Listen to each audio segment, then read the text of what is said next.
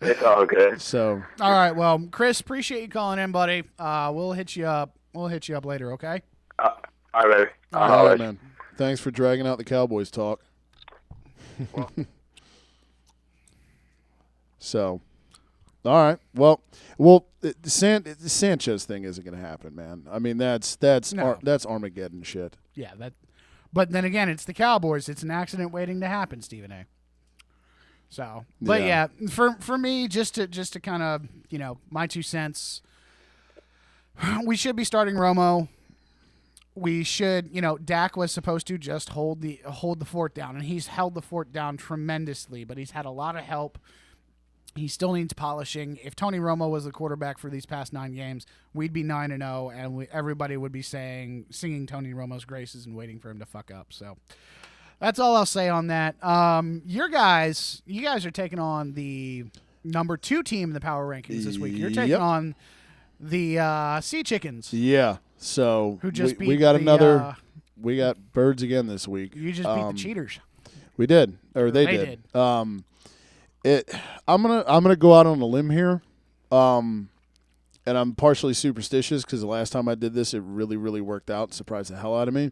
And we can revisit this next week if they make me look retarded, which is highly possible. I mean, have you seen your face lately? I'm calling it genetics. I can't do shit about that. True that. I'm calling an upset. I think we're gonna take the W over the Seahawks. I honestly really have nothing to base that off of other than just superstition and hope. And I'll say this. I mean, we found a way to win a close game. Yeah. Finally. Because we tried so hard to give that game to the Falcons. We did. And again, it's one of those things where, I've said repeatedly, if I like what we've got pieces, but you can't make the playoffs and not figure out a way to win close games. We had not to this point. We did against Atlanta. And I think the formula was Ryan Matthews was hungry, all right? And that, to me, that's what we had gotten away from in the past 3 or 4 weeks. If you look at the pre-bye week when we were 3-0, the formula was it was physical, in-your-face football. It was pound the rock. That's what it was, and use Wentz to get you out of the 3rd and 6, the 3rd and 9s. Crossing routes, things like that. Use him, and not like, hey, first down, not like we can't use him, but it was physical football. It was tough. It was what Eagles football, that's what I grew up with. It wasn't this high-flying finesse bullshit that guy from Oregon tried to bring in, and we got back to that this past week. I mean, Ryan Matthews was a beast. He was running with a purpose, and it showed. And even, you've got when he gets fed, he's a capable guy. He's not, he's not Zeke Elliott. He's not a Le'Veon Bell or, a Peterson when he's right or anything like that. He's not a top 5, even a top 10 back. But no, he's second tier. Yeah, he's capable though. If you give him the opportunities, he's a capable guy. That's why he was a first-round pick of San Diego. I mean, you're not a first-round pick if you have 0 talent, unless you're Jarmicus. So, I mean, again, we got him, Sproles, Wendell Smallwood, who I love. I'd like to see him get some more run. But again, you're using the run game. You're controlling the clock. You're keeping your defense off the field. You're keeping him fresh. You're keeping Matt Ryan off the field. And, again, this Sunday against Seattle, I don't know necessarily that'll be the case because their defense is what it is. But I will say this. I'm much more confident in if we stick to that formula, running the ball, run first, against the Seahawks, I think we stand a lot better chance than if we try and throw it all over them because that's not going to happen. You can run on Seattle. You're not going to have Corey Dillon in 2002 or whatever it was running for 250. Right. But you can move the ball on Seattle on the ground. When you've got guys like Sherman and Cam Chancellor back there, it's tough, especially when you have guys like we have who aren't grade A 5-star dudes. Jordan Matthews is not going to catch 9 passes for 120 yards and touchdown against Richard Sherman. He's not going to do it. So the way to win, use your tight ends. Again, Zach Ertz, I stress him all the freaking time. Use the hell out of Ertz. Use Selleck, Trey Burton, 3 tight end sets to where now, and not only that, but blocking-wise, you can use them, run the ball. And I think if we do that, and I'm confident enough in our defense and Jim Schwartz to where I think we can make Russell Wilson uncomfortable. It's not like we haven't seen that before. It's not like we haven't seen it this year even. So and Seattle's offensive line is shit. They're starting a tight end from or a college basketball player from like Western Kentucky or somebody at left tackle. Yeah. Again, so their offensive line is Menchville high right now. So it's doable. I'm going to go out on a limb and I'm going to say we take it against the Hawks. So I think you've been drinking. I have not. Not at all since Sunday. Well, I think you're still hungover then because that's the dumbest shit I've ever heard. It's more superstition than anything. Yeah, I know. But here's the thing, though, quickly, because you told me the same thing against fucking Pittsburgh, that I was fucking high and all this other shit, and we beat the fuck out of them 34-3. Because Pittsburgh is. Oh, here's the excuses now. Pittsburgh has shown over the course of their 9 games this season that they are an up and down team, and you don't know what they're going to get every week. Seattle, on the other hand, has been.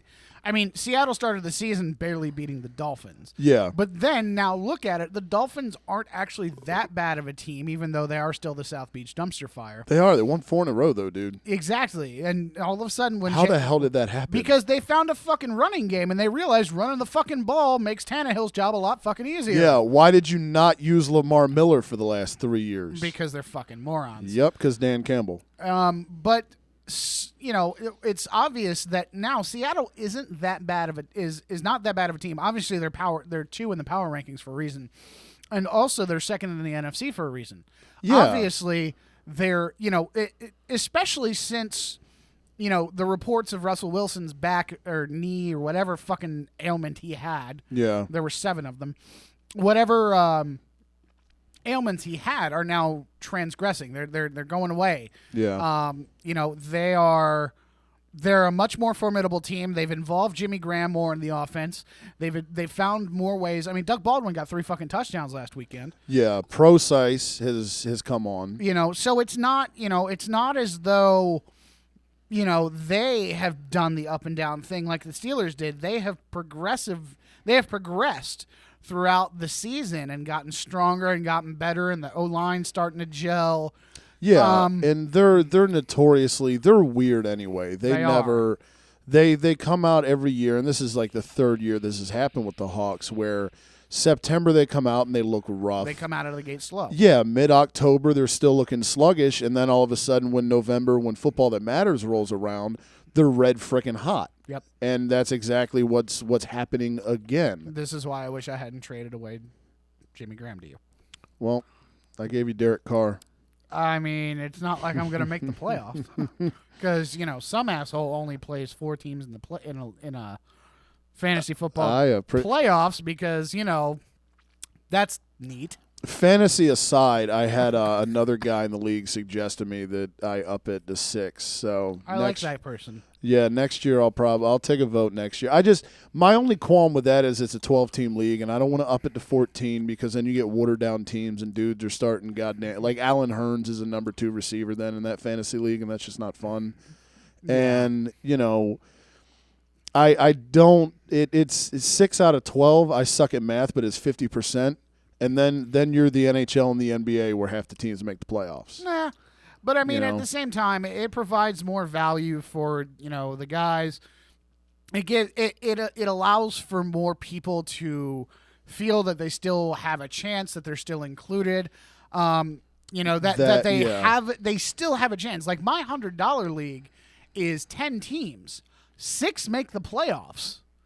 Jesus Christ. but that's the thing is when you're playing for a shit ton of money and you want, or even when you're playing for a small amount of money like we are, in my $300 ain't small, dude. Shit. $100 league, not. Well, no, I'm saying I get what you're saying. Yeah, now. but it's one of those things. Is even though because I play fantasy football and because you're one of my best friends and because of the fact that I'm still competitive, right. I'm going to keep going with my season in your league, right. even though I'm sitting at 2-8. There's 3-4 weeks left in the season, and I'm fucked. Yeah, I can't get the wild card spot because that guy's like 7-2. Yep. I can't win my division because it's mathematically impossible. I can't make the playoffs.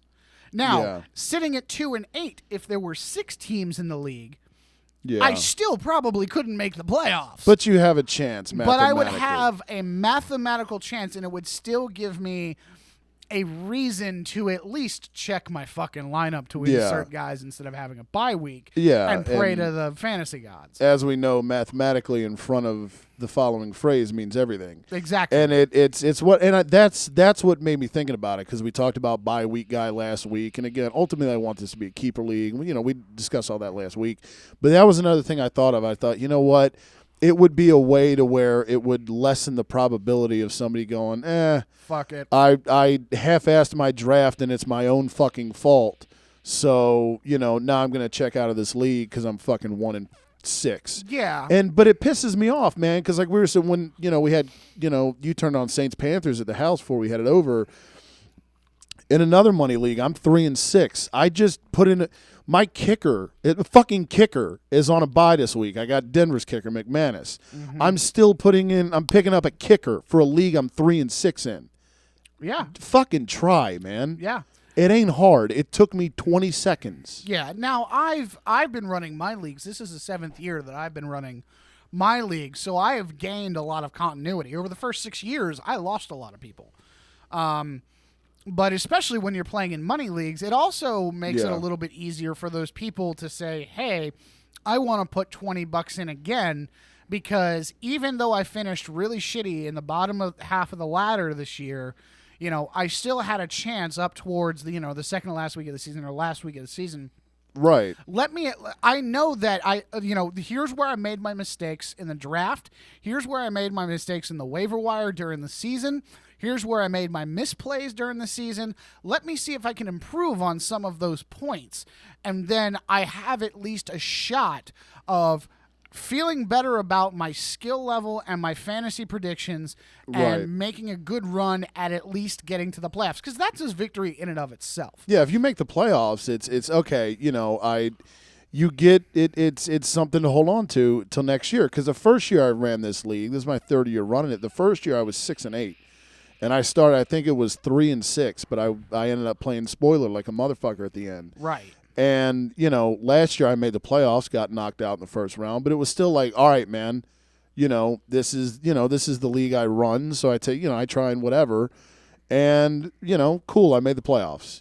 I lost, but, maybe I could take a step next year. And, again, it's I've been fortunate in the 3 years that, and I know, you and I have known each other for about a year now. We're not going anywhere. Nope. So, you're gonna be a regular player, obviously. And I've got a group of about 7 or 8 people that have been there from the jump. It's just been those 3 or 4. The fringe guys, and a couple of them have been replaced this year. It's just now we have bye week guy. Yeah. It ain't hard. Bye week guy, you're a bitch. Yeah, switch your people out. Fun fact, I'm actually playing a bye week guy this week in another league. I don't know why I'm playing this guy, or why, more or less, I don't know why he's bye week guy, because he's sitting at 6-4. If you're 500 or above, you better pay attention. Now he was 6-3. What happened? I'm so confused with this, because it's not even a money league. It's a bullshit league. It's a league that somebody was like, hey, we need another guy. Do you want to jump in? And I went, sure, fine, fuck it. It's another chance for me to do a real draft. Right. So That's the only reason I do fuck around leagues is just to do an actual draft with where actual people give a shit. Right. Exactly. And to laugh at them when they take a quarterback in the first round. Yeah. But he was 6-3. I went back and I looked at his transactions. He had made a couple questionable decisions. He lost his matchup. Went from 6-2 to 6-3. Then literally dropped everyone on his roster except the guys that he couldn't drop, which were Julio Jones and another running back who I can't remember. Why off would the you top. do that? Like straight up just dropped, like put them all on the waiver wire. Here. His whole team on the waiver wire. Have Mike Evans. And that's the thing is like, I stole a couple players off. Yeah, his that guy roster. deserves to be shot. Even though it's a fucking round league. He dropped it for just free pickings. Here you go. And then he lost. Obviously, he lost last week because he had Julio Jones playing and some other guy. And now this week he's slated to score 16 total points with Julio Jones on a bye and the other guy slated to score 16 points. I'm slated to score like 134. That's terrible. So thank you. You have just significantly increased my chances of furthering my playoff push because I'm 5-5 in that league. Yeah. I need to. You're 6-5 now, buddy. Yeah, I'm 6-5 now. I'm good. Yeah. Cheers. That guy, there's a special place in hell for you, buddy. Yep. And side note, speaking of bye weeks, which is the name of my team in your fuck around league, we play each other. We do. We do. Do we have a bet for that? Oh, we can do one. I actually looked at the projections. You're projected to beat me by like 3/4 of a point or something. So It's close. It is, and I started 0-6 with an amazing roster. He did. And I had more points than anyone in the league and was 0-6. This guy is supposed to be 8-2 right now. How the fuck does that happen? But I've won 4 in a row, so It's now fantasy. yeah, now I'm 4-6. So we're making Keep rolling. I'm the rolling. Miami Dolphins of that league. So we're getting places. So apt. Are you saying you're a dumpster fire? I can be. Gross. It depends on what realm we're speaking of. I mean, if you go to Los Angeles, there's another dumpster fire out there. Jesus, dude. What the fuck is going on with I mean I don't want to finish fucking 7-9. First of all, yeah. Anything close to 500, I'm out, Mr. Jeff Fisher. They're finally starting Jared Goff, which the funny thing is if you look back, I mean, remember how long Aaron Rodgers sat for? You know, like time was where you drafted a quarterback in the first round, and it was, I think Carson Palmer in Cincinnati sat for a year behind John Kittner, at least a big part of it. At least, yeah. I know Donovan. So like week 14 or something. Yeah, Donovan, when we drafted him, sat 9 games. Yep. You sat a quarterback. It was a normal thing to do. Wait your turn, youngin'. Yeah, now because 2016 and we're in this land of hey, we took you in the top 5 or in the first round. Here you go. It's suddenly stunning that Jared Goff hadn't played through 11 weeks football or through 10. So and he's getting to start this week against the Miami Dolphins. A lot of Dolphins talk. Weird. Yeah. How the hell did that happen? Because somehow the Dolphins are interacting in a lot of this. They are. They do have cool uniforms. I like their new switch. Their new that they switched to a couple years ago. That weird aqua blue. Yeah, and like the kind of like future the different looking numbers and the logo looks somewhat more. It doesn't look as Disney-ish anymore. They're literally wearing a Color Rush jersey every fucking week. They are. I don't know why I like them, though. The Dolphins have dope colors, No. and Jimmy Buffett owns part of them. So, fins up. Parrots Yeah. and beaches and Corona. I'm so bummed I never went to his concert, man. He came twice, and I was going to go. Fuck And it. yeah. Fuck Jimmy Buffett. I'd like to go to a concert, though, just to watch, like, old people getting drunk people and acting pretend stupid. old people pretend they're 22 again. Yeah. You know? You remember that weekend in Cabo? Yeah. Bitch, you can't remember to fucking eat this morning. Yeah, you can't remember to take the roast out of the crock pot. God damn it, Martha. Yeah. Don't make me backhand you again like when I came home from Vietnam. You remember when I was a vacuum salesman? God, Those used to be things. I love bashing on you baby boomers. Yeah. Before you used to be able to buy them in stores. People Baby boomers? vacuums. Or baby boomers. Or insurance. Right? For that matter. So yeah, golf starting. Do you care? Because I don't. I only care about Todd Gurley having a shit year. Yeah. I mean, have you seen their offensive line lately? There's a reason that Jared Goff is starting and Todd Gurley has a shit year. I know it's a mess, but still, man. Like I'm as big a Gurley guy as there is, and He's supposed to be doing what Zeke is doing. You dude, yeah. In the 3-6 league, that I was just talking about, Yeah. I had the 4th pick, and I was like, dude, I hope to God Gurley falls to me. And Let him fall. And he did. I was like, yes, fucking yeah! Gurley. And I got my guy, yay, and I mean, resounding popcorn fart. So it's I feel for my guy, man. Yeah. I don't know why I like Todd Gurley so much. Reasons. I don't. Probably because I traded for him in fantasy last year and he went off and he's the reason that I made the playoffs. So I'm gonna dick around for a second. that's cool. That's what we do for the whole 2 hours. All right, I feel better now. Remember when we had drops? Yeah, I just realized, hey, I can press buttons. We should start doing So I'm going to start pressing more buttons drops. eventually. Yeah. Like this one. What happened to the Norman Bates one? Do we still have that? Oh, That's my favorite by far. hold on. I got to Yes. There we go.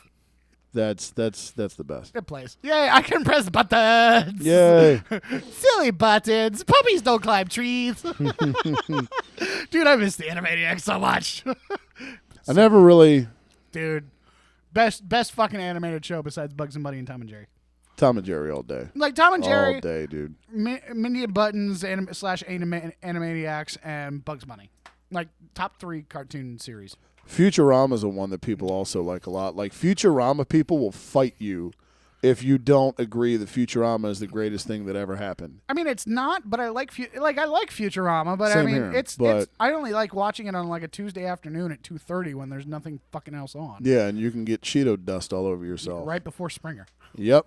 Hey, and the Steve Wilkos show back to back Exactly. on the CW network or whatever that white trash channel is. I can go beat my meat like and pretend it was my wife. Hey now, because she overcooked the roast. So yeah, Jared Goff's playing. Fuck it. Woohoo!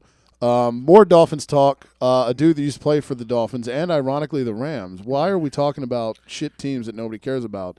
Here it's because Isaiah Peed, former running back, he lost part of his leg in a Yeah. car crash. So actually serious stuff aside from making fun of his terrible former teams. Yeah. So- He was actually ejected from his vehicle and obviously hit something, lost his legs, part of his legs somehow. But Tommy Tuberville randomly is the guy that break the news to everybody. Yeah. Because he was Tuberville's former player at Cincinnati. Yeah. So it's kind of, it obviously ties in. It makes sense, but at the same time, it's It's kind of like random, because too. when's the last time you said Tommy Tuberville's name? 2000 never. Exactly. 2003 when he was at Auburn. But we're not going to talk about undefeated seasons that deserve to be in a national championship. Hokies. Hey.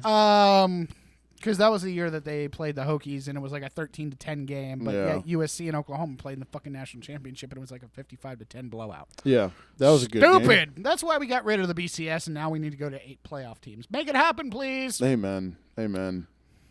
I'm going to press a button for this. All right. And Which one we got? golf clap. Golf claps. We need to. How do we put more? More things on the buttons? Yeah.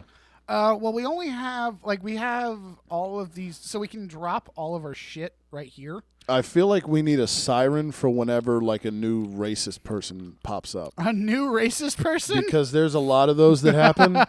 Ever since Donald Trump. Yeah, there's a lot of racism going on. Our latest racist, cue the siren. Woo woo. Hold on. What's Chris Jericho's thingy? Would you please shut the hell up? Hey! Oh, drop that one. That has to be kept. That's a thing. Yep. Oh, dude. Weekly segment. Shut the hell up. All right. Yep. I'm down. Whatever happened to Would You Rather? Remember we said we were going to try and make that become a thing? I think after we got rid of our our bad influences, Yep. we kind of just melded into Let's let's wing just it. well, Have a rough idea. but you and I needed to create some actual chemistry. Yep. And I think now Once that we we got have it our down. chemistry, now we can evolve into doing bits and doing segments and So you mean we don't need 5 bits in one whole hour? maybe. That was.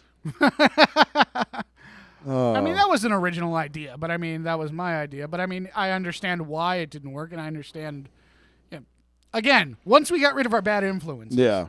By the way, Carolina Panthers up on the New Orleans Saints in the fourth quarter with 14 minutes and 6 seconds left to play, 23-6. Who scored for Carolina? Does it say? Ted Ginn Jr. Fuck caught a that pass from Mr. Don't Hit Me. Jonathan Stewart, obviously the touchdown that we saw at the house. Gano has 3 field goals. So if you started Gano in fantasy, you're a happy bunny. Good for you. He's got a 32-yarder, 49-yarder, and a 42-yarder. So, yeah, Mark Ingram playing like a top 40 running back instead of a top 5 running back. But that's because the Saints suck.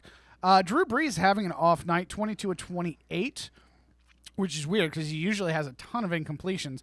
But for 171 yards and a pick, Newton 13 of 28 for 174 and a touchdown. Jonathan Stewart's only got you 32 yards on 16 carries, but he does have that all-important touchdown. I'll take that 6.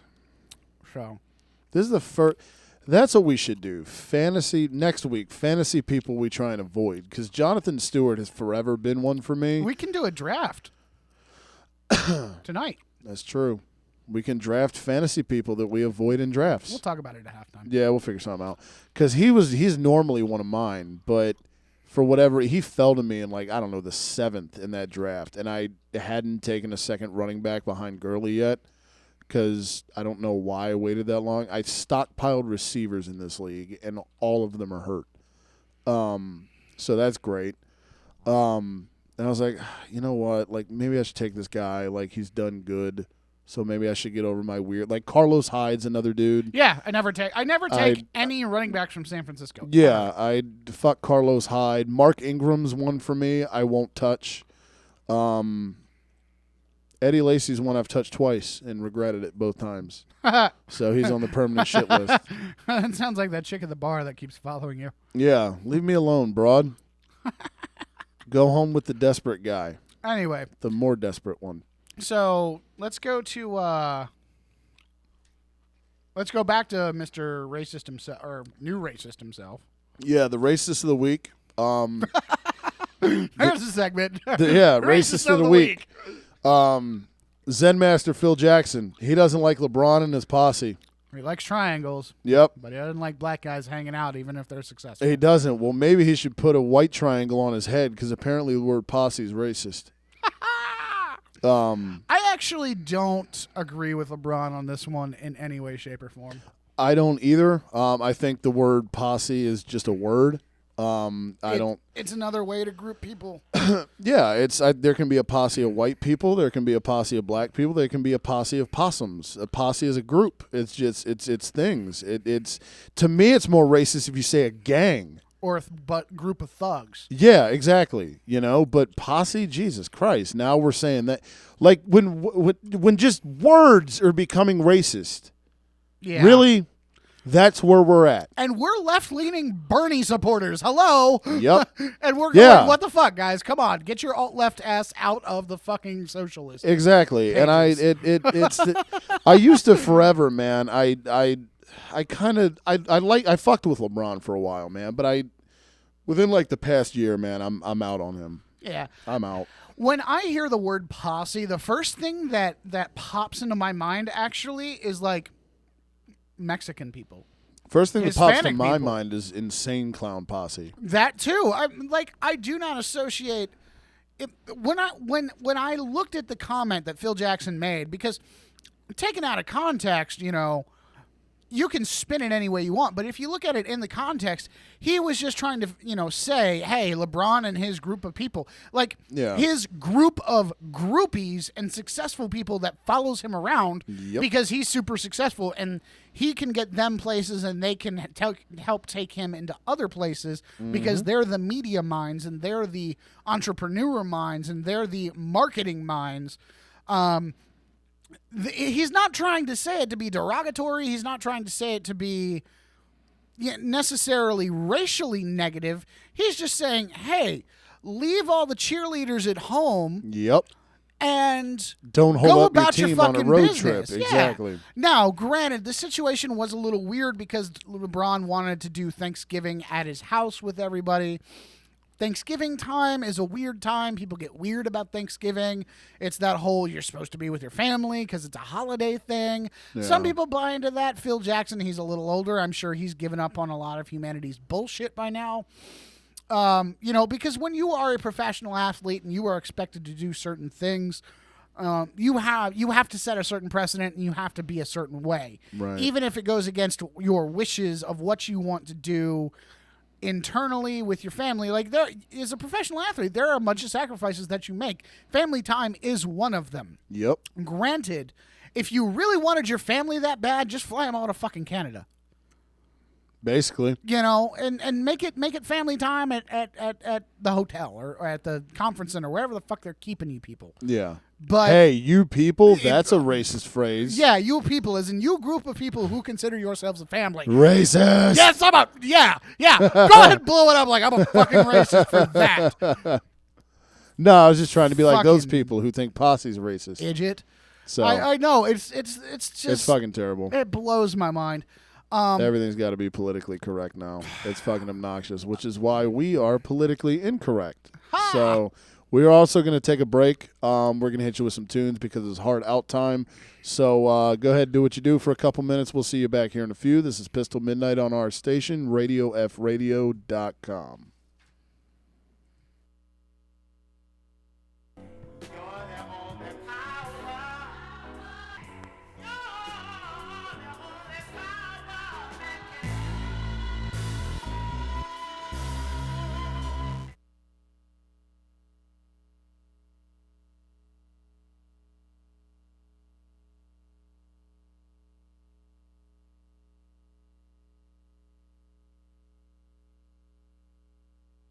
Step up on him, get blown to pieces. Jumping landmine like. Step up on him, get blown to pieces.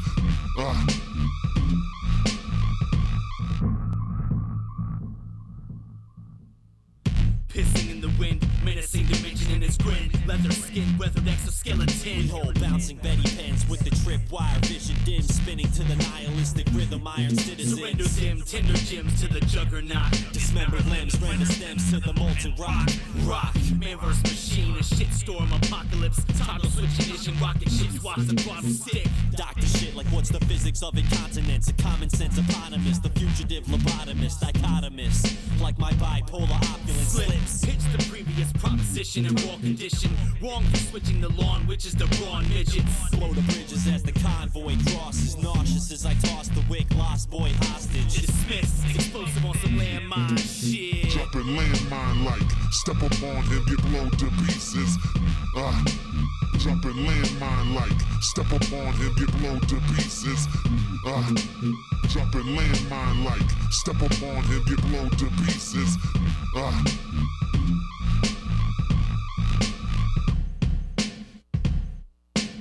Snap your back in half, in fact, half the crap. Step in checks and landmine like. Next then can't fly right, next gen standby tight. Texting, vampire rank, and I'm trite. White, quintessential monumental, monumental. Moment, so this.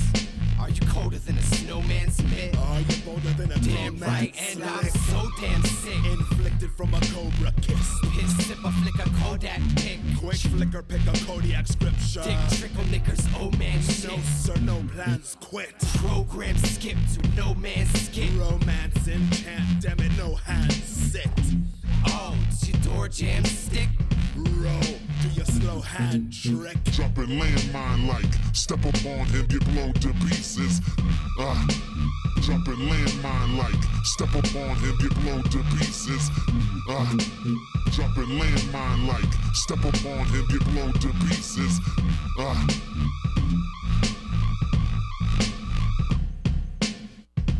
Just give me 1 second while you heckling ass, the beckoning task. Let me catch wreck on the record, disrespecting the masses. Still love my ladies with fat asses. More white girl to spice world's demographic. Lord of the Flies, the master of disguise, passing right under your eyes, the laughing is surprise. Half the survivors are crying for a fast death. Let them to the last breath, dropping landmines. Animal like, sip the blood of a werewolf, rambling nice. Shut the rhymers when I'm barefoot, scared shook. Going quiver on your own time, bones chime. Similar to my phone line, throw high. So I'm numb to your record, slums where I rest in. Bums with check-in, flex thin, and now deflate your muscle. EMCs, you sell clothes, better re-rate your hustle. Jumping landmine like step up on him, get blown to pieces. Jumping landmine like step up on him, get blown to pieces. Jumping landmine like step up on him, get blown to pieces.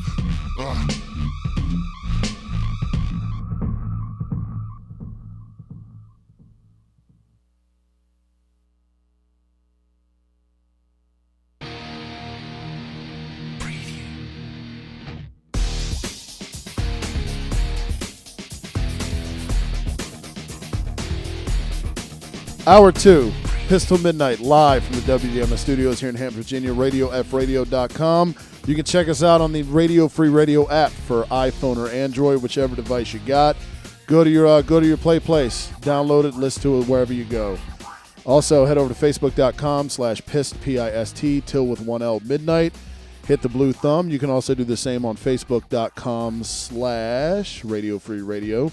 You can follow us on Twitter and Instagram at RealPist, P-I-S-T Sports. Station page on Instagram is at Radio Free Radio, and the station on Twitter is at No Radio Radio. Also, donations are encouraged, welcome, and appreciated at patreon.com/Radio Free Radio. $1 a month is really all we're asking for. It's not much, and if you think about it, we're actually saving you some calories because that $1 would just be going towards an eclair at 7-Eleven on your way to work, and you don't need it. It's not good for your waistline, trust me.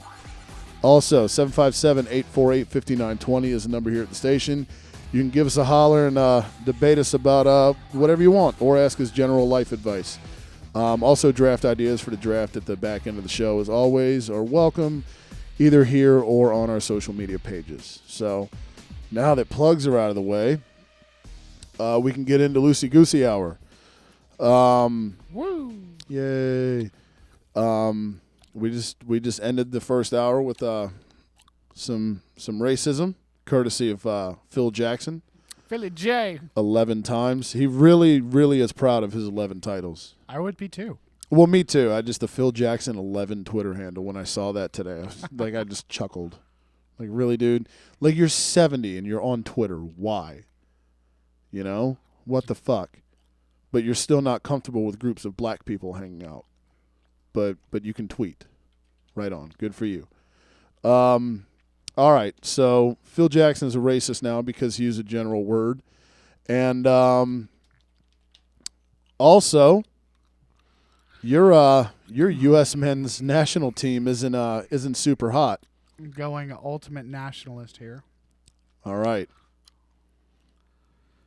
Because World Cup qualifiers happened, and from what I gather, as an outsider of the pitch, I guess things didn't go so hot for the Stars and Stripes. So is this on your boy Jurgen? No. All right. I just figured it's the most American thing to do to blame the German coach. To blame the German? Yeah. I know nothing. I just wanted to blame the German guy because America. The German blames Yeah. the bastard who brings us the Spätzle. Maybe if we got a coach from Albuquerque, that would work. Coach from Albuquerque. That'd be more American. He took a left turn in Albuquerque. Nah, dude. For me, this is not on Jurgen Klinsmann at all. It's on the players. It's on the fact that they haven't bought into his system and they're not fucking They're just not doing the things that he is telling them to do because apparently they know more than the guy who's won a fucking World Cup before. For me, it's really it really comes down to the coach versus the players and the players not buying in. Soccer's one of those systems where the coach sets the lineup and he sets the formation and he sets the tactics. And he says, here's what I want you to do. I want you to do X, Y, and Z to produce a result of A, B, and C. When you do that, X, Y, and Z, if you don't see the result of A, B, and C, then switch to outcome or action T, U, and V to get result D, E, and F. It's if the players don't follow through with that, then that's on the players. And the loss to Mexico in and of itself, Jurgen, put in a new system. He played them in a 3-4-3 formation. He thought it would benefit a little bit to have a little bit more pace and a little bit more attacking strength against the Mexicans. He was trusting his back line to kind of, hold them at bay.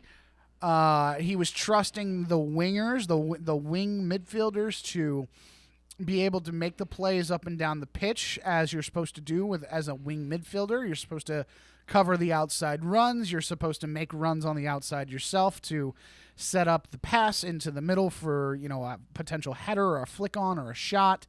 Live burp. Right? Pardon. Tasty. Yep. But also, it's one of those things where you're supposed to, have a little bit more midfield presence in that kind of formation. You have a little more attacking strength. It just didn't work out. It's just the way things happen. And Rafa Marquez is an asshole for deciding to be the oldest piece of shit on the planet to score a goal in a World Cup qualifier. But I'm assuming he played for Mexico? yeah, he played for Mexico. Hey, I figured that out. The Costa Rican debacle, that to me is purely on the players. I don't give a shit what. 4-0 was the score, kids, or 4-0. That's what soccer people say. I don't care how much you want to blame Klinsmann for the players getting shown up by a side they should have wiped the board with.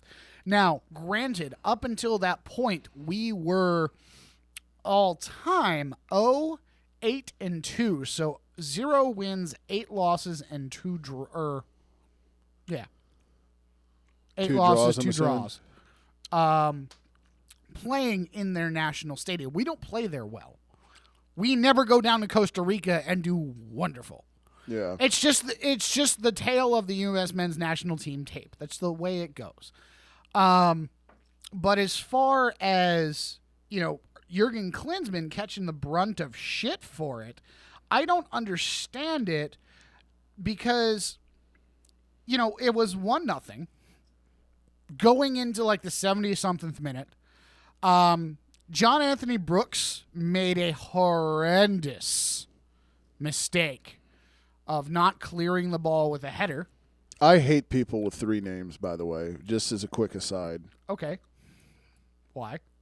It just pick one and go with it.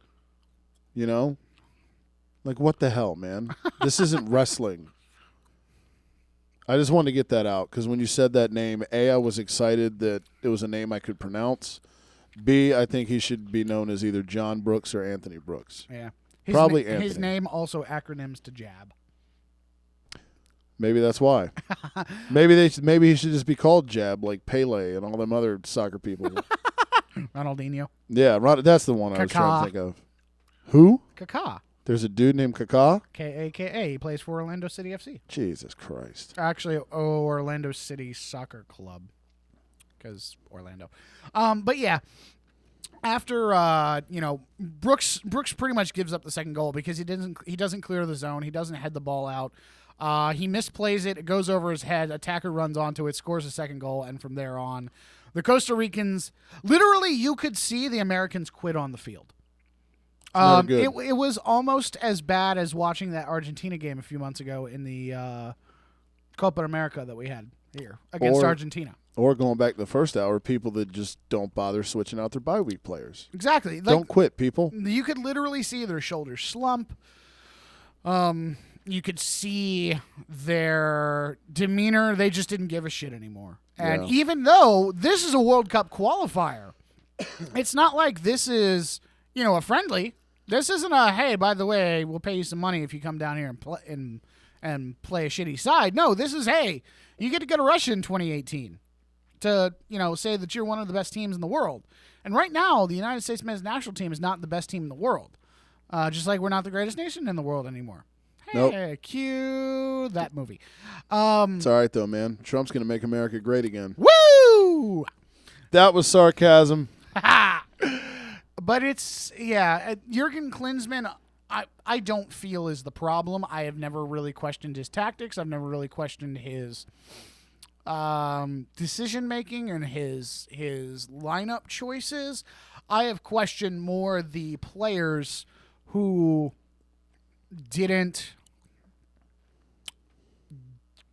haven't lived up to his expectations of what they should be able to do. Because when the coach plugs you in a certain position and you've never played there before, obviously he's saying, hey, I have the confidence in you to play this position, and I also have the confidence in you to excel at this position, so go prove me right. And when you don't prove him right, then he goes, well, fuck, I was wrong. Yeah. Some Fuck work, me some gently with don't. a chainsaw. Yeah, so good job, asshole. You suck at this game. Yep. Because at that level, professional players should be able to adapt to any position that they are put into. More or less. If you're a midfielder, you should be able to play offense, defense, and in the middle of the park. You should be able to play the ball with your feet. You should be able to fucking string 6 passes together as a professional team. You should be able to, not get run the fuck over by a shitty team from Costa Rica. That's just my 2 cents. So Jurgen Klinsmann, in my book, he's fine. As far as, what he has done. However, now that I know that the locker room is completely against him, and I know that the players do not want to do as he says anymore, and they're tired of him, a la the Jim Harbaugh effect. Yep. I think it would be best, in the best interest of the United States Soccer Federation and Suno Gelati, who heads the federation, and the decision makers and power wielders that you have. They were supposed to be having a conversation, I think, today or tomorrow with Jurgen Klinsmann. I honestly think it is best if we part ways with him at this point, even though we have invested so much into this guy. Partly, I think it's just an American soccer culture thing, and I think that if in 20 years we get another opportunity with a guy like Jurgen Klinsmann, then it will work a lot better. But right now, just with the type of player that we have, the skill level of the players that we have, it's just not gonna work.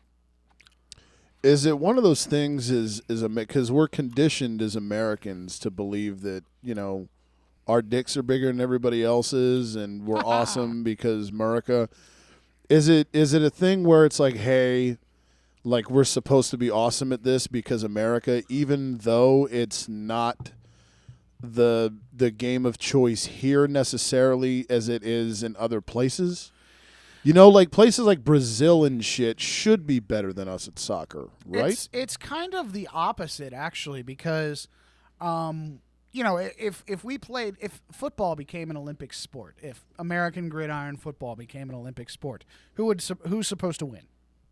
Us. It'd be like the Olympic basketball. Exactly. We're supposed to win. We're supposed to win in basketball. So, America loves being the big dog. But every now and again, America is the underdog. Yeah, and America doesn't like that. Well, au contraire. America loves being the underdog, because how many fucking movies do you see?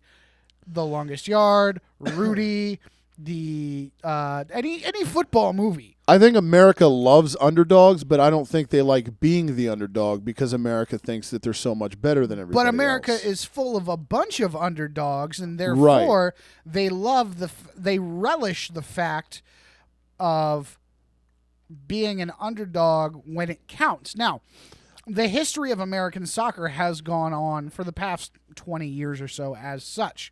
America in CONCACAF, which is the Confederation of American Cup fucking shit. I Something. don't really. Yeah. Soccer stuff. It's a big fucking acronym for no reason. But essentially, in the North American countries where we qualify for the World Cup and the teams that we generally play, the Costa Ricas and the Mexicos and the Jamaicas, the Panamas, Trinidad and Tobago's, the Haitis, the Hondurases, the Canadas. In that group of teams, it's us and Mexico. Right. We're supposed to be the top dogs all the fucking time. We are USC and Notre Dame in their heyday. Right. All the fucking time. And we're battling back and forth, and sometimes the other team gets it, but we're still pretty fucking good, and we always beat them in Columbus. Always beat them in Columbus. I love it. Except for, a couple days ago, we lost to Mexico 2-1 in Columbus. Now, when it comes to the world stage, when it comes to tournaments like the Copa America, when it comes to tournaments like the World Cup, where we play other national teams from other continents Right. who are supposed to be better than us, Brazil, Spain, Belgium, Germany, France, England, Portugal, Italy. Need I go on?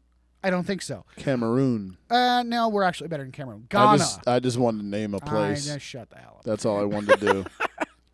That's it. But on the world stage, America becomes an underdog because we are a blue collar. Our identity for a long time in the soccer world, we were a blue collar team. We were that team. We're that white kid on the basketball team who wins the Sixth Man of the Year award. Yeah. The kid on the end of the bench. He's at damn Hoosiers. good, but he's not quite good enough to start. Yeah. But he will come in and give you some serious minutes, and there will be a couple games throughout his career where he hits the game-winning three-pointer and everybody mobs him because he's the one white kid in an entirely black school. Yeah, he's a white Robert Ory, basically. Pretty much. That's exactly what it is. So, America, for a long time, they gave you great minutes. They gave you effort for 90+. They played you really hard. They played you really gritty. They were physical. They were strong. They beat you up. You didn't come out of a game against America feeling all the best. And then they weren't that great offensively, but they were solid enough defensively to compete and at least keep the score decent. And then they were good enough to beat the teams that they were supposed to beat. That's why the changing of the guard really has,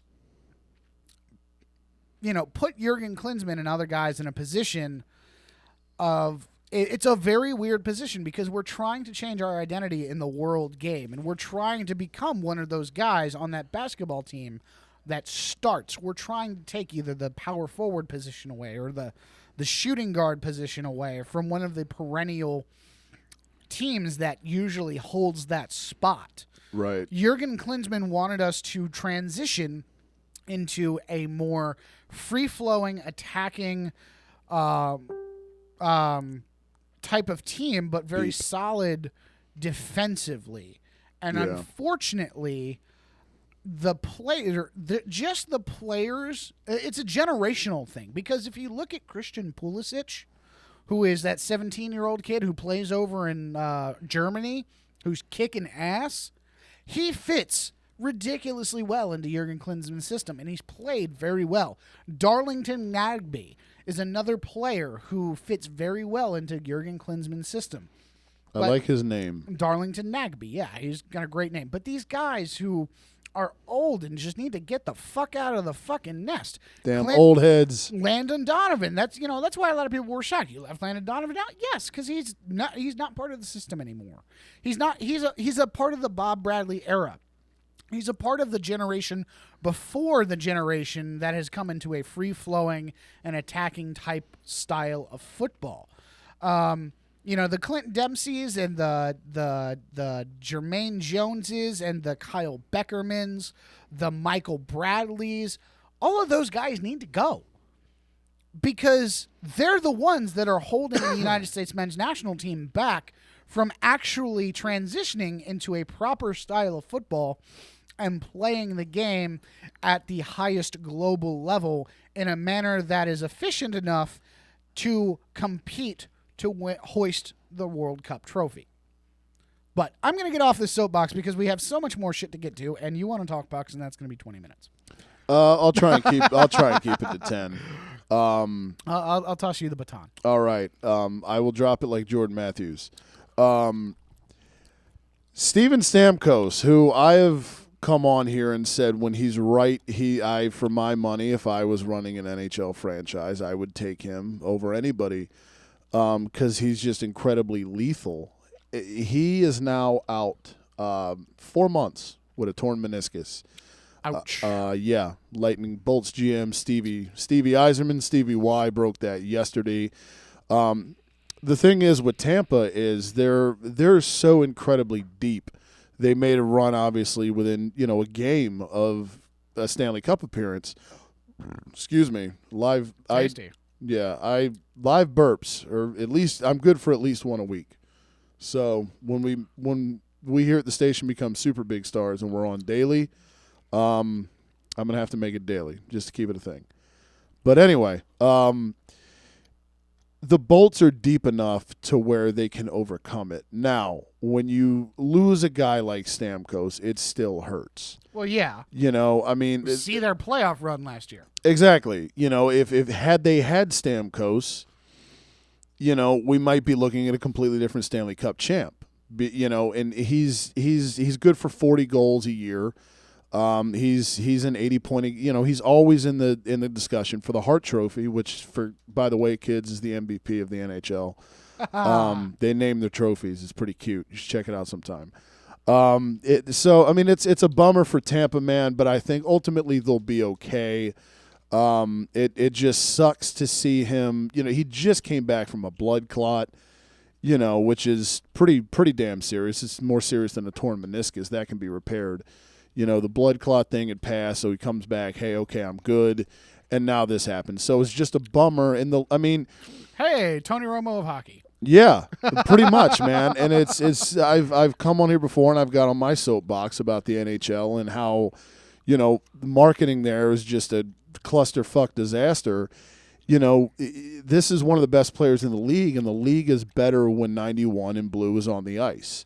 He's one of your marquee guys. You want him out there. But again, that's one of the things about, and you can't prevent injuries in hockey. You can't prevent them in football either. And I applaud the fact that the NHL has not bent over backwards to, hey, let's make this game unrecognizable to people that have watched it their entire lives. You mean hybrid icing? Yeah, fuck that, dude. That's the one change that drives me fucking nuts. I had to bust your balls. I fucking hate the hybrid icing rule, dude. It's so fucking stupid. I think a lot of people do, but I don't. Hockey purists do. The fact that the players aren't bitching about it, but so much. Yeah. I think that if the players had bitched, because the NHL generally listens to their players.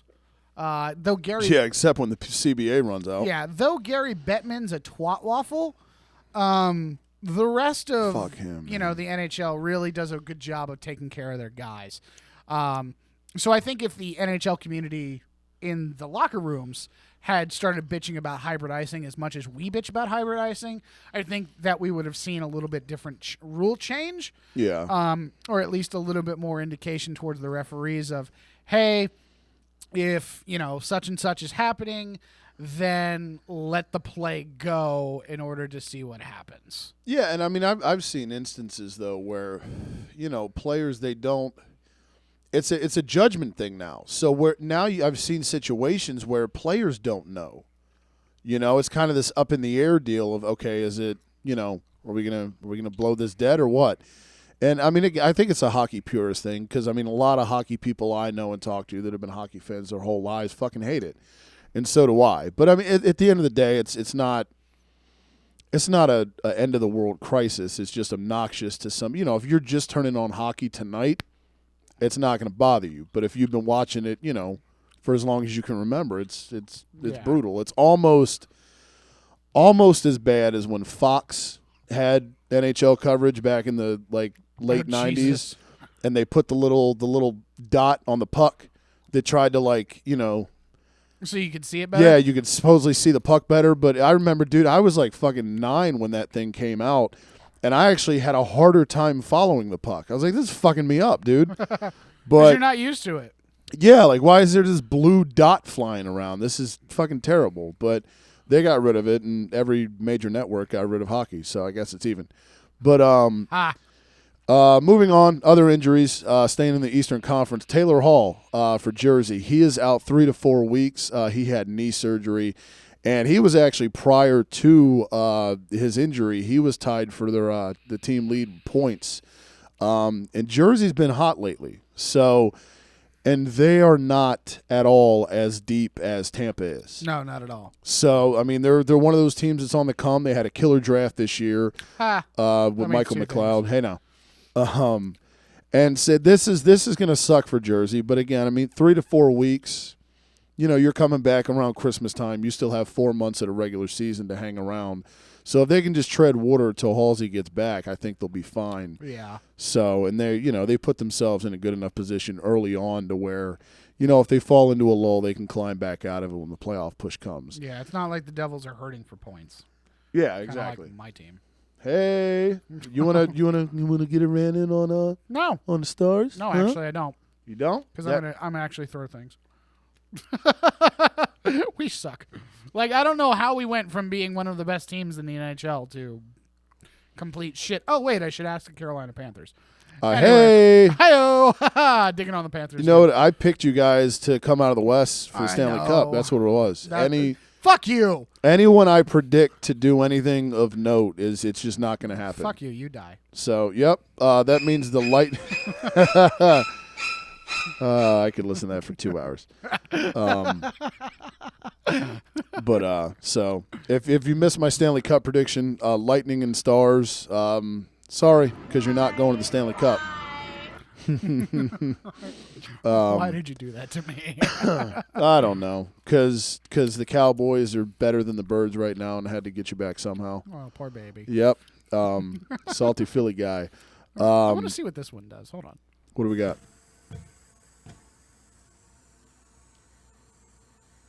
Oh, that was when we were doing the football pump. That one's kind of yeah. stupid. And then what's this one? Hold on. No, shut up. I don't want you anymore.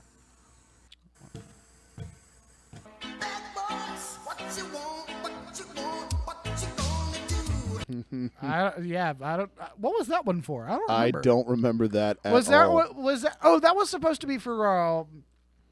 Remember, we were supposed to do a bit of dumbass of the week or something, and it was like we were going to do it about the dumbasses who got arrested or got busted over the week. No, it was for the bad boy draft. Remember when Manziel did some stupid shit? Oh And yeah, that was one of our first weekly drafts. We did a dipshit bad boy draft. I'm gonna flip to football real quick. Speaking of bad boys and NFL and cops, Okay.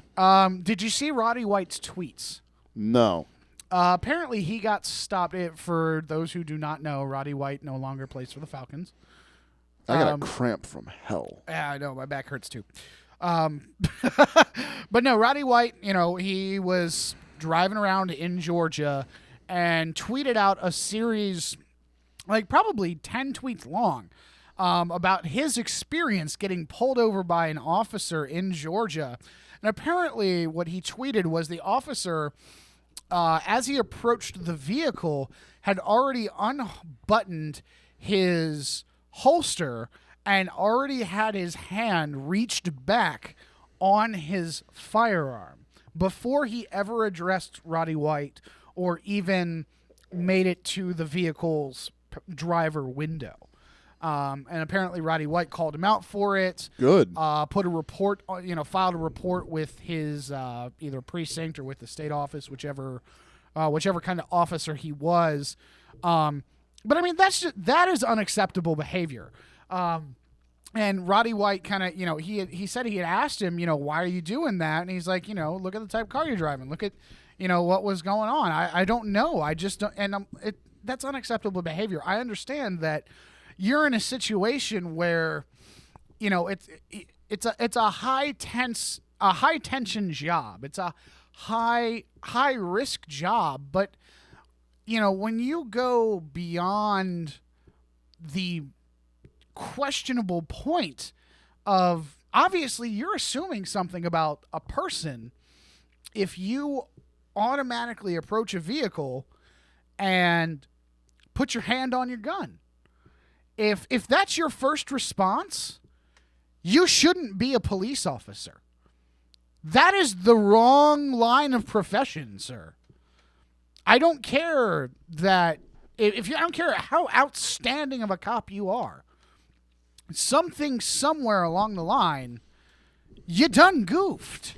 Yeah, somewhere your parents didn't raise you right. So yeah, that is not the proper, that to me is just not proper protocol. Well, and again, it's one of those things now where these things have happened enough to where, and I'm not going to tell anyone how to express your distaste with something as long as it's peaceful. I'm okay. I don't think you should stand in the middle of a highway. I disagree there, but I'm a little more leaner left than he is. As long, my thing is this: as long as nobody gets harmed in a protest, like I've seen some shit. Yeah. Not to take it back to but like these Trump, the people, I've seen some shit that makes me fucking sick, dude. On both sides. Exactly. And it goes for the side that I'm on as well, and but it's happened enough now with this police thing to where I think we can all kind of understand where black people are coming from. You would think. And again, it's not. I have a couple friends that are cops. They themselves are not crooked. They themselves are not racist. But that doesn't speak for every single cop. There are, and again, before all this shit became public, I mean, let's be honest. We're all grown ups. We knew there were such things as crooked cops. And racism. Exactly. And neither of those things are going anywhere anytime soon, unfortunately. But this has happened enough now to where you would think, which again, common sense isn't so common, why that would be a reaction. Even if you are deep down that cop, even if you are a miserable racist piece of shit, why would you, you have to be aware from the most, from a fucking bank robbery to a crime scene to a simple traffic stop, anytime the blueberries go on, the light, it's the way you handle it, it's got a potential to go viral. So if for no other reason, mask your bullshit. I mean, if that's really who you are, do you really think that's the appropriate way to go at it? But I think the argument there on the flip side would be, it's all about the I'm protecting my own life. I'm protecting my own this, that, and the other. And, all the 7 different reasons that we hear from bullshit cops who, kill people who, black, white, or otherwise. I mean, all of this shit captured on your dash cam, captured on your shoulder cam.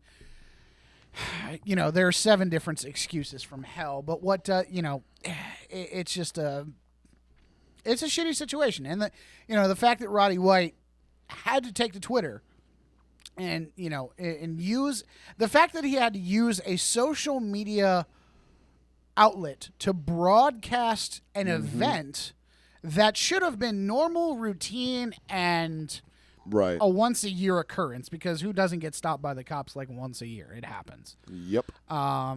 Sometimes you're just going too fast. Yeah. But got news, kids. It's happened to me, and I'm white. Exactly. And I've been stopped by the police before. I've never felt the need to, give an account of it Right. on my social media feed, except to say, haha, I showed my tits, got out of that one. Yeah, I'm a dumbass. Yeah. You know? Well, some I've people never would needed some to do people would that. say to that though that we're white and we wouldn't have to. Well, You know? that's my thing is I'm trying to say that I've never needed to do that, and no one else should have to Right. either. Exactly. And it's one of those things where it turns to, hey, just don't be an asshole to the cop. And again, anytime I've been pulled over by a cop, I immediately get rid of my fucking abrasive, surly fucking self. Yes, sir. and No, sir. I'm sorry. I'm sir. I'm the most respectful son of a bitch you've ever seen. Primarily because selfishly, I don't want to fork out $150 for going 73 and a 60. True. That's my goddamn electric bill. Fuck you.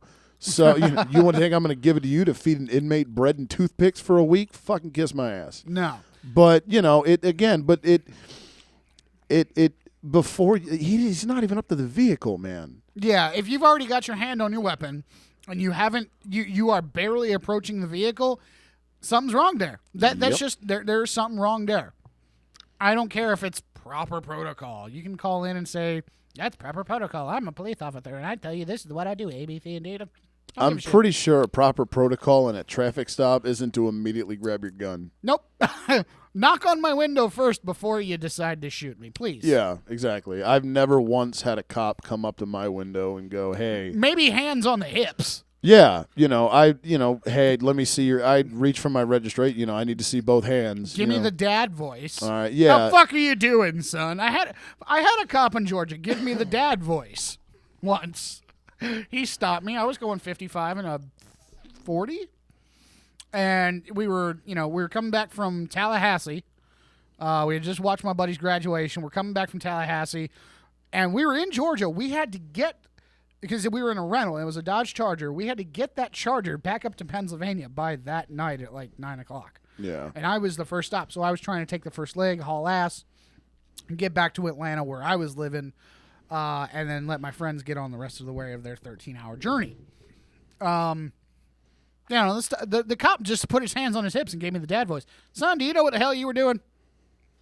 I'm sorry. It did not lead to me going on social media. Oh my God, this guy had his hand on his guy. Yeah. There was never that reaction because maybe it's because I'm white. Maybe it's just because that cop wasn't a dick. Maybe that cop just, he didn't look at my vehicle and go, this is a black guy who might have a weapon in his car and drugs and might shoot me. Yeah. It's just so many different variables and things playing out in that. But simple prime of the matter is, if I don't have to go to social media to tweet about the fact that a cop and a police officer acted a certain way towards me that was completely beyond the scope of what was necessary, then nobody should have to do that. Boom. When someone has to do that, there is a problem. The only incident I ever had with a cop was, hey, license registration. I went to get my registration out of the glove box, and I guess I moved too quickly. And he had said, hey, just slow it down a little bit. I don't know if he thought I was reaching for like a gun or something. I want to be like, dude, I'm fairly liberal. You see an NRA sticker? Hey, all right. That's a Philadelphia Eagle on the back window. But I'm like you. yeah, exactly. I support everybody. But hey, I'm a hippie. life But, happens. It does. To finish off hockey, because we got on a mad tangent on this. We did. Every time, there's always stuff we got to leave off the rundown, but it's okay. That's okay. This is why we have the show, because we have free reign to do what the fuck we want. Exactly. Caps dropped a touchdown last night on the Penguins. Antichrist versus Antichrist. And even though I hate the Caps and their fake fan base, who I will save my rant for another day on. Go Zebras. Where's ISIS, though? Not hybrid. Anytime the Pens can get 7 dropped on them, I'm happy because fuck them. True that. Just wish it was like the Sharks or something. Yeah, exactly.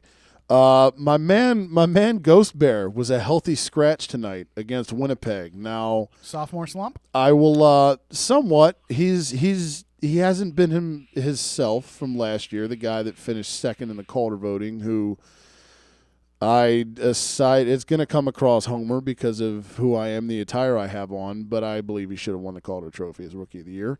But, this is neither here nor there. He set a ton of rookie franchise records or whatever. He hasn't, but again, he'll be fine. The thing is, there's a ton of new defensemen. We got Ivan Provorov, who's up. The defensive pairs aren't what they were last year. Michael Del Zotto, who he was paired with last year, just came back from an injury last week, so he's had to adjust. In hockey, you've got to adjust to your line mates. It's just like any other sport, Only, in football there's 11 guys you're on the field with. In hockey there's 5 skaters and there's a goalie. So you've got to kind of play based around your line mates. And when you're used to playing with a guy and it gets switched up, there's going to be a bit of a weird feeling out phase. Gosses Bear has had his moments where he's been a liability defensively. But he's not a healthy scratch, and you don't put Andrew McDonald in his place. Andrew McDonald had a goal. He still fucking sucks. He had a fat contract, too, that Paul Holmgren signed him to God, how has Hextall not unloaded him yet? Probably because of his contract. No, he'll get dumped. That guy, he's such a fucking waste. So thanks, Islanders. But so yeah, it all worked out because we beat Winnipeg 5-2. So that rant isn't going to be as great as it was had we lost. But Hackstall with the gamble, and we still took 2 against Winnipeg. So I guess I'm happy. The Vegas franchise. This intrigues the hell out of me. I'm weird, man. Also, real quick injury stuff. Johnny Gaudreau for the Flames, Johnny Hockey, will be out about 6 weeks with an injury as well. So shout out to Calgary for the struggles that are ahead of you, Flames fans. The Vegas franchise, which I hate already because it should be the Quebec Nordiques. They're going to reveal their name, their logo, and their colors this coming Tuesday, the 22nd. I don't know why I'm so interested in this. I looked up there's a lot of Desert Knights being rumored because they wanted to be something like Western. Yeah. And there was some I was reading. The Knights somehow are a popular choice because of one of the investors. I want to get stabbed when I think about the NHL putting a team in Vegas, but I don't know. I guess they're trying to be different. How about you market your people instead, dicks? But I've seen some cool, because I was looking up rumored names, and there were some writers that, NHL writers like Pierre LeBrun, that dipshit for ESPN, and a couple other guys that had suggested names. And one of the ones I saw that I really liked was the Las Vegas Dealers. That'd be cool. That would be awesome. I don't think it'll happen. Again, it all signs point to it being something to the Desert Knights or something along those lines. But I think the Vegas Dealers would be cool. I also thought one of the other ones I saw was the Las Vegas Sin, and I kind of like the element of sin or sinners, but I don't like WNBA names. I've never liked the Miami Heat, the OKC Thunder. I've never really been a fan of those type names. Yeah. And that hockey has none of those. Actually, that's a lie. Minnesota Blues. Wild. The Blues. Minnesota. Well, anything that doesn't end in an S. Oh. Singular. I guess they do. Never mind. I'm a fucking liar. The Wild and the Colorado Avalanche. So never mind. Las Vegas Sin's fine, I guess. I was like, no, not don't go NBA, but I don't know. This, for some reason, this really intrigues me. And again, before they decided on Vegas, I was very vocal about it being Quebec, and it somebody said, I read on a message board, they should just name them the Nordiques, so in 5 years when they move to Quebec, they don't have to change their name again. And I was like, I don't know who you are, but I love you, guy. That'll work. So yeah. Any of those would be fine as long as they don't have Kenny Rogers singing The Gambler or something to open at night. I'm fine because that's overkill. I didn't play that. That was weird. Real quick, a couple of updates. Damn it! Stop doing things. Critics are cheering. Stupid, shut up. Nobody's cheering. Fuck off. Get a real job. A couple of updates. Carolina Panthers beat the New Orleans Saints 23-20. Saints had a comeback there at the end, but fell a little bit short. Also, Luke Kuechly was carted off the field in the fourth quarter. Ooh. Concussion scares. He is currently being evaluated in the locker room for a concussion. He was in tears as he was leaving. Ooh, also, Houston and the Cougars. The Cougs. What's they up? knock off number 5 Louisville in dramatic fashion. 36-10. Lamar Jackson looks like a human piece of shit in this game. Bye-bye, New Vic. Greg Ward, he looked like the man. The Cougars, Cougs, take it to the number 5 team in the country. I also hate the way the people from Louisville say Louisville. How do they say it? Like Louisville. They Louisville? like mumble it. Sounds like they got cotton in their mouth. I hate that shit, man. Louisville? It's just fucking Louisville, dude. Could be worse. You could live in Louisville, Colorado, and everyone pronounces it wrong. Ooh. I lived there. That's where I got sick, actually. That's where I almost died. Oh. That was a fun story. That was like, what is that now, Chris? 4 years ago? Yeah, 4 years ago. I almost died. Near-death experiences. Yeah. My pancreas decided it wanted to swell. Oh, yeah. I remember you telling me that. Nah, that was a bad time. That hurt. But yeah, Carolina Panthers, they win it.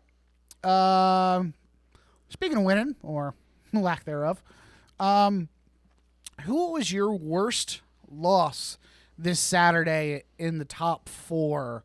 Was it Washington, Clemson, or Michigan for you? It's tough. Washington, at least they lost to a fellow Pac-12 school in USC, who's not. They've been doing things since Sam Darnold took over at quarterback. Well, I mean, they were all conference losses.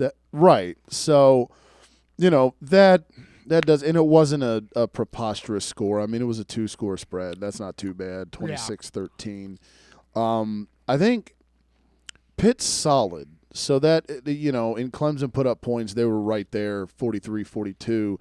I think Iowa over Michigan is what stunned me the most out of those 3.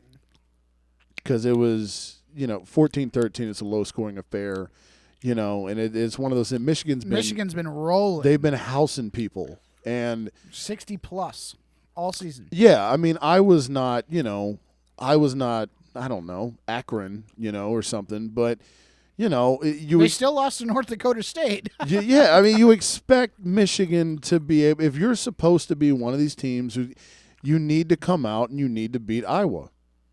Yeah, not just put up 13 against them, and that's where college. And Michigan stays ranked at 3rd at 3. Ohio State's 2 now. Bama's 1. Obvi. Clemson falls. Clemson was 2 last week, right, before losing to Pitt? Yeah. Okay. So they fall to 4. The rest of the top 10, 5, Louisville, who probably won't be 5 anymore. No, they're dropping out of this. Yep. Out of the top 10, probably. Oh, hell yeah. Yeah. Washington at 6, the Scotties at 7, Penn State, what's up, at 8, Oklahoma at 9, and Colorado at 10. What is this, fucking 1991? The 90s, dude. The 90s. For me, the worst loss was actually Washington, because there is so much East Coast bias when these rankings are done, and there's so much, there's so much going on in the Big Ten, the Big 12, the SEC, the ACC. There's so much made of those 4 conferences. The Pac-12 kind of gets left out. I mean, for a long time it was Oregon.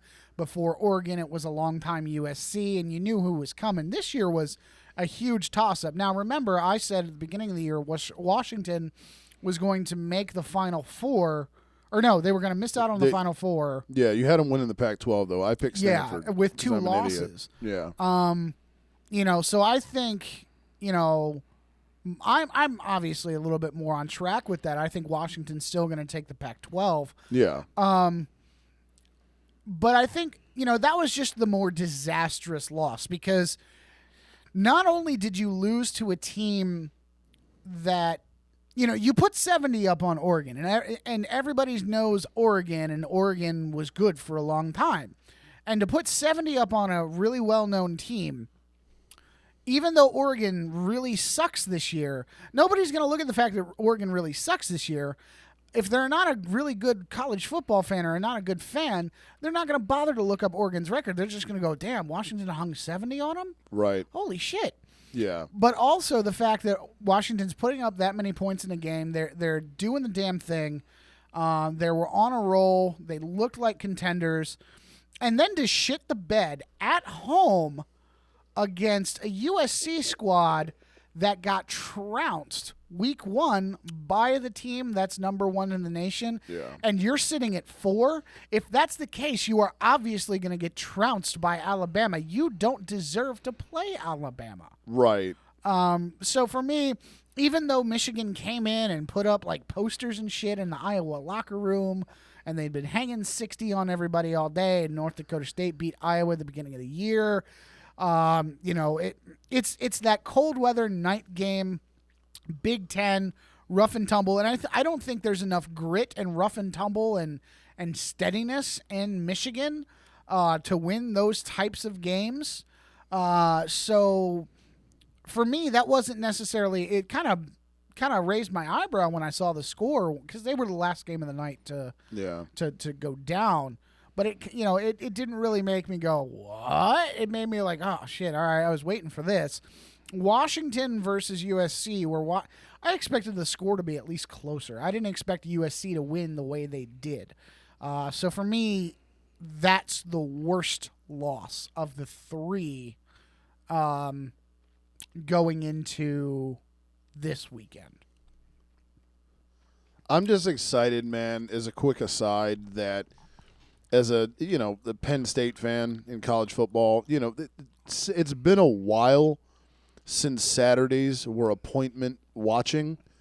I'm a Penn State fan. I try and catch them if they're on, but it's been a while since I've always dropped what I've done for the Eagles or Flyers or whatever, but I'm so geared up, man, and I really, really fucking hope that we make it into the top 4. I really do. That'd be cool. It would be awesome. It would be great for the program, man, that's been beaten down and dragged through the mud. Do you guys still have a shot at the Big Ten title? Oh, yeah. Absolutely. We're in the driver's seat for it right now. I mean, us in Wisconsin, obviously. And the Big Ten's been the in my opinion, the best conference in football this year, college football.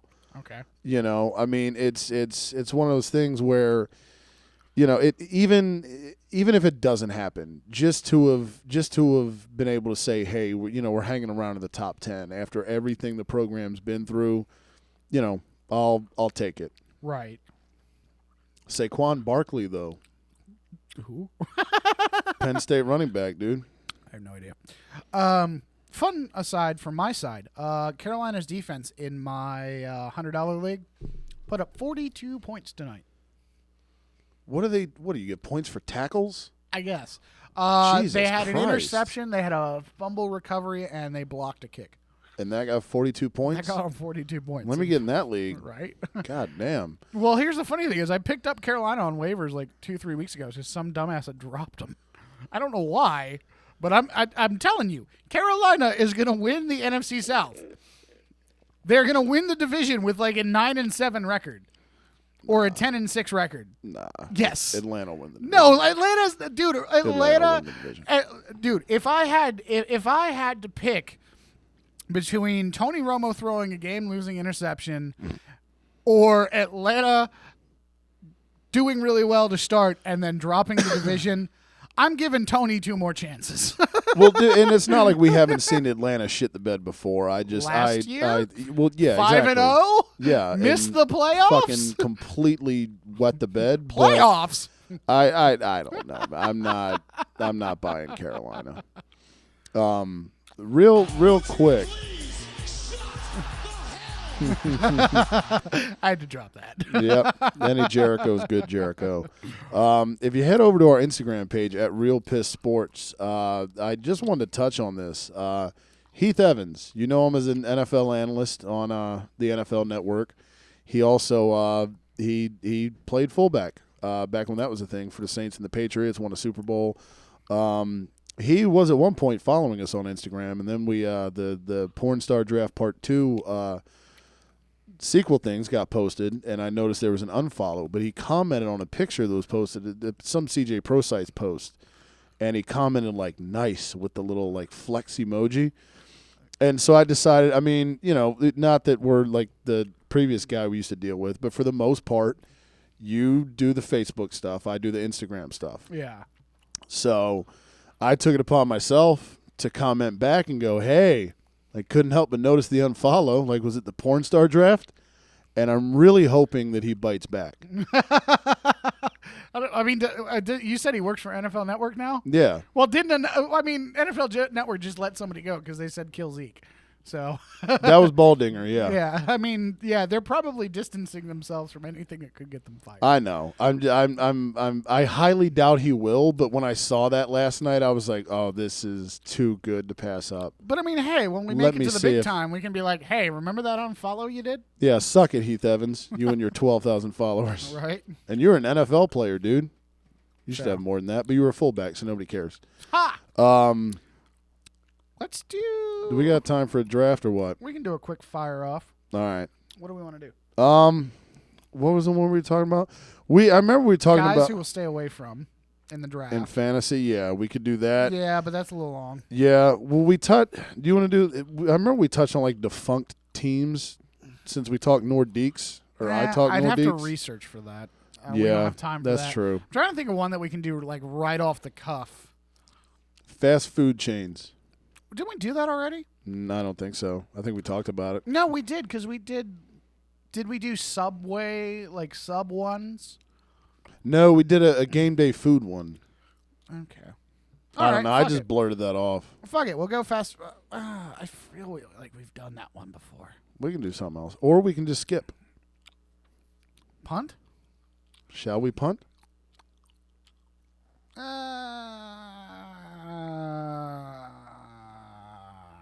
I'm leaving the call up to you. Fuck it. Go to last call.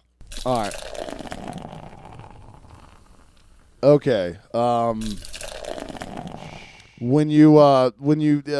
think people have a tendency to remember what you grew up with as kind of the best, in a way, more because it brings back fond memories, of your childhood and it gets you all warm and fuzzy. Right. Eric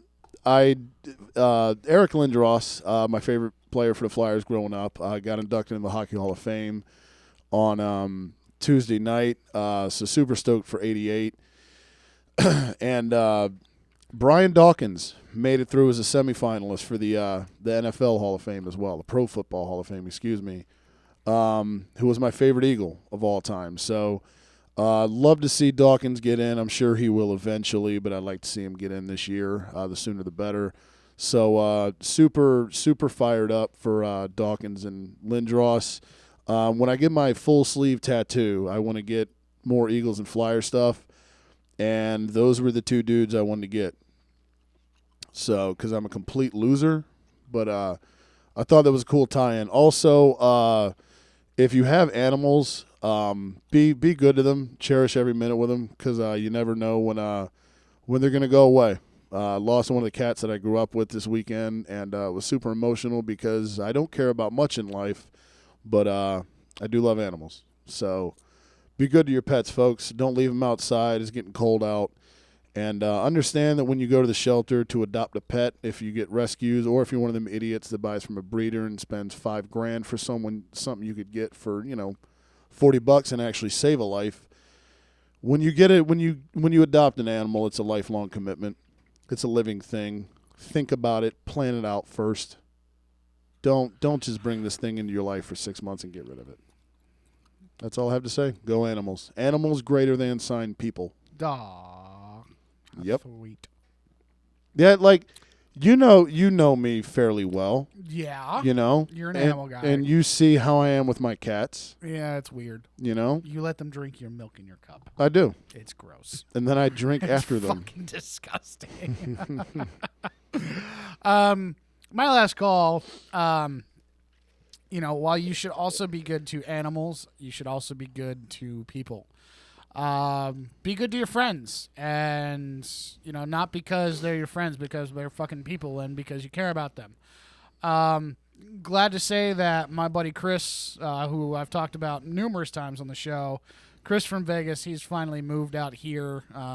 He is currently encamped on my bedroom floor for a period of time to be determined. However, I am very glad to have him here. He makes me laugh. I make him laugh. We both want to try to kill each other. And it's a good time for everyone. Really glad he's here. He was kind of in an interesting situation in his life, and I'm just glad I can be able to help him out, especially in this time of year when, family and friends matter the most. So to him, I salute him, and I appreciate his presence, his company, and look forward to seeing him succeed down the road. But just remember, be good to your friends, be good to your people, be good to your family. Make good choices when it comes to those people, and they will love you for it, and they'll hopefully repay the compliment down the road for you as well. So, in essence of that, be good to your peeps, and I got nothing else. People helping people. It's a beautiful thing. We should do more of it, unlike Amen. those Georgia cops. So let's get together in a weird time. So we'll end on golf claps. That's all we got for this week. 2 hours of fun and shenanigans. So we'll see you back next time, people. This has been PIST Til Midnight on our station, RadioFradio.com.